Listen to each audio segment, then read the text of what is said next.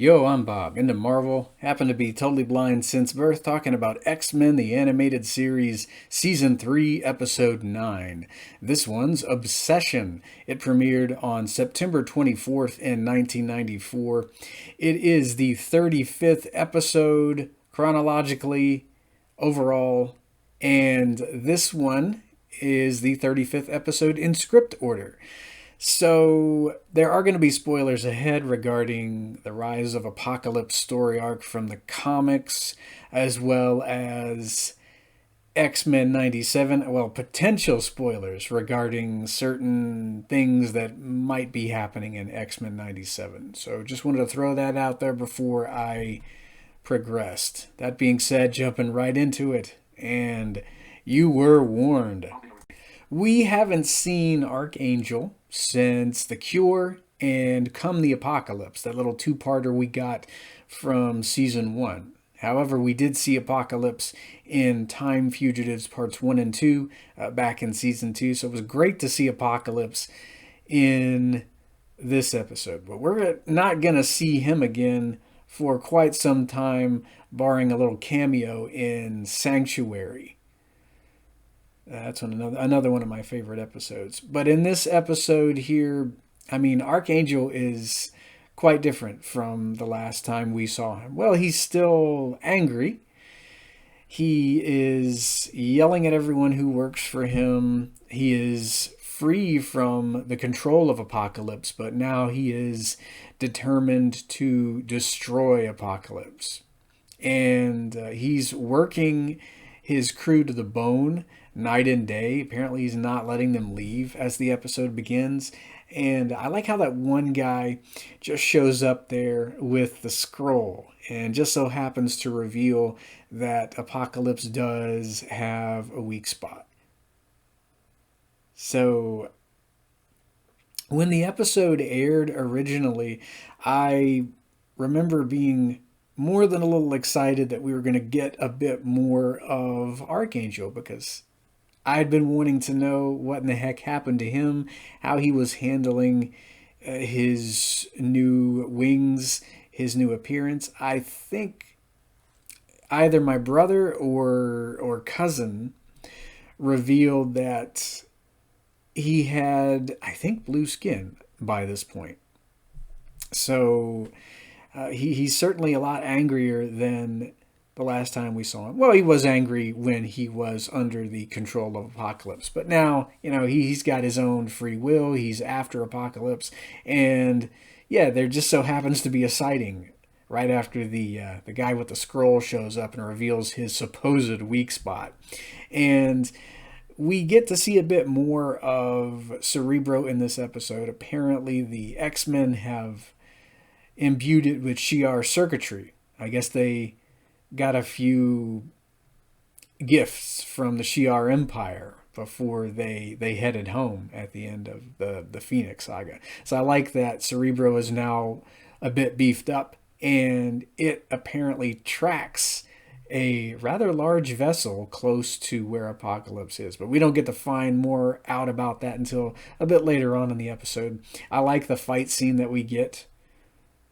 I guess it is around New York Harbor, Liberty Island, but yeah, the X-Men show up and they have to help Worthington attempt to fend off Apocalypse. I'm guessing Apocalypse is turning his arms into various weapons. Maybe he grows.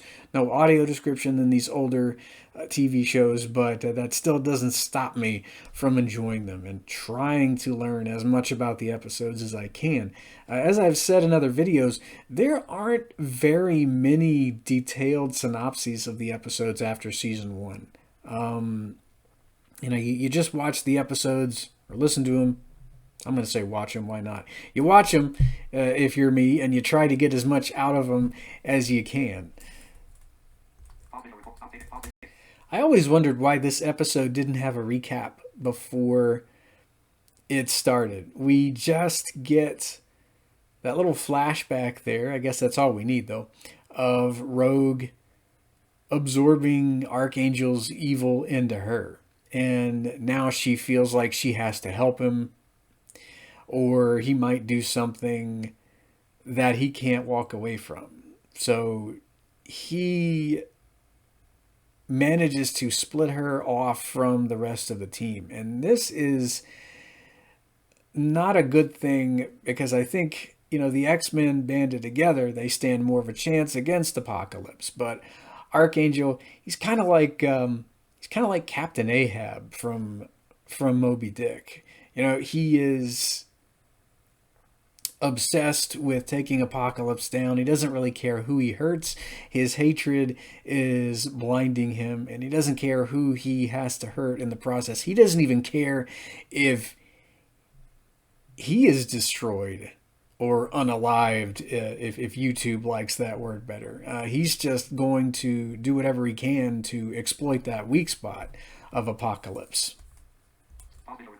So while Rogue and Archangel, Gambit as well, he's not going to let Rogue out of his sight. While they're going to take the head-on approach, Cerebro discovers Ship. And I love this character. I wish she had been in more than one episode. I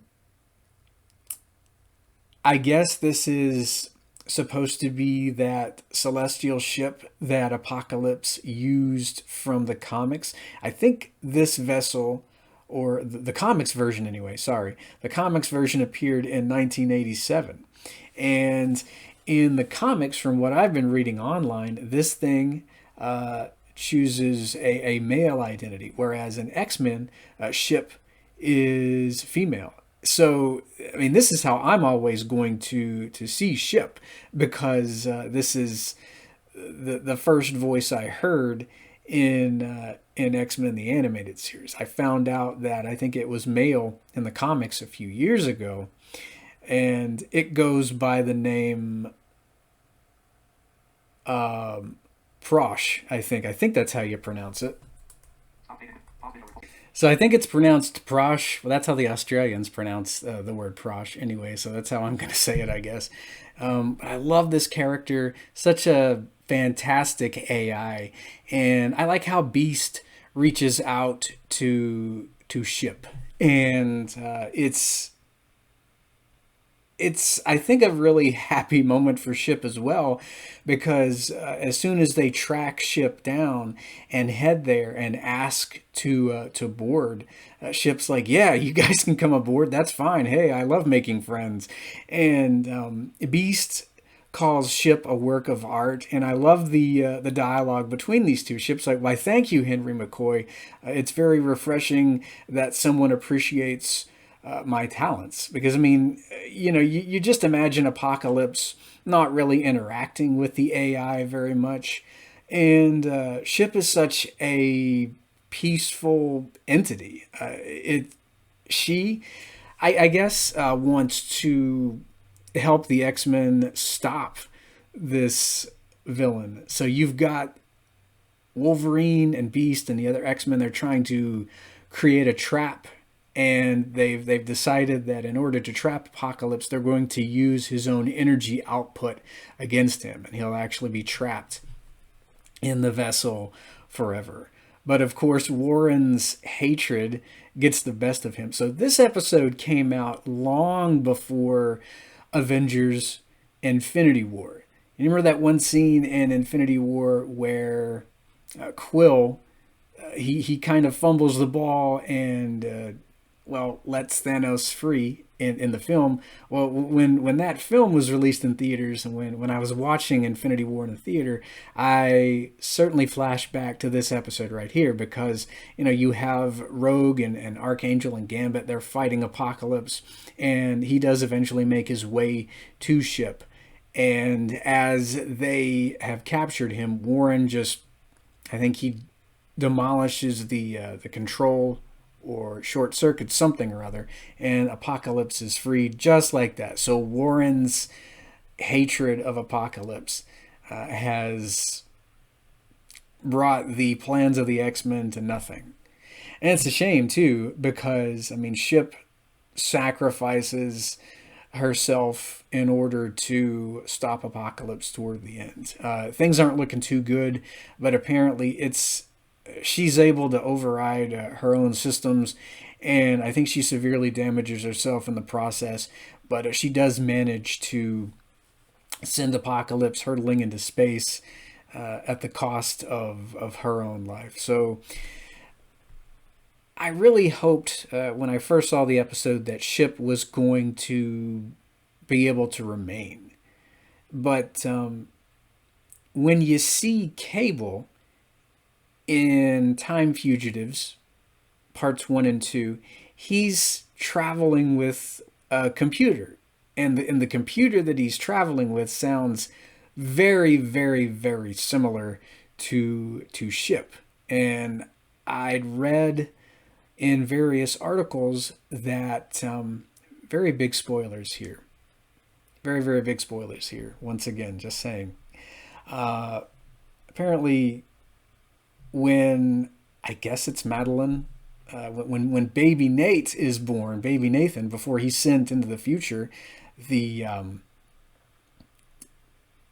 the entity known as Ship in the comic books somehow makes its way into Nate's chest and kind of travels along into the future with him.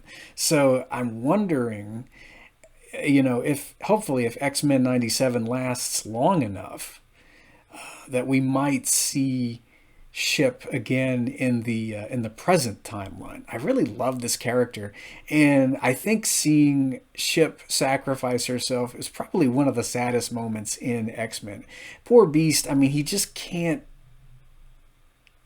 He can't seem to make friends. He doesn't want to be with Carly, and here you've got him meeting this fascinating new AI, and it was a really beautiful bond that he and Ship had developed. But of course, at the end of the episode, when she sacrifices herself, I imagine him tearing up a bit, because when he says farewell, my friend, as Ship is going down at the end of the episode, you kind of hear his voice quavering a little bit. So yeah, he has lost he's lost a friend at the end of the episode.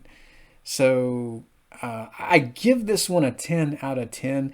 I don't necessarily know what happened in a lot of the fight scenes, but I do really enjoy that bond that you get to see developing between Beast and Ship, as Beast is one of my favorite characters. I like that we got a bit of Wolverine action too. They were kind of testing one of the traps out on him, and Ship was able to help them out of that situation toward the end of the first full act of the show. Just a really fascinating AI, and I hope we're not done with Ship in this incarnation at all. Just a really cool character.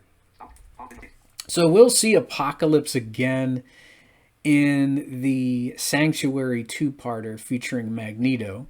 But we don't see Archangel again until the big Beyond Good and Evil four-parter. And in that four-parter, he actually seems a bit more chill, so I've always wondered if something might have happened to him in between these episodes, something that we didn't get to see on screen. Because, I mean, he went from this vindictive guy, this guy filled with rage, not really considering who he hurt in the process of getting to Apocalypse, to being, I think, somewhat more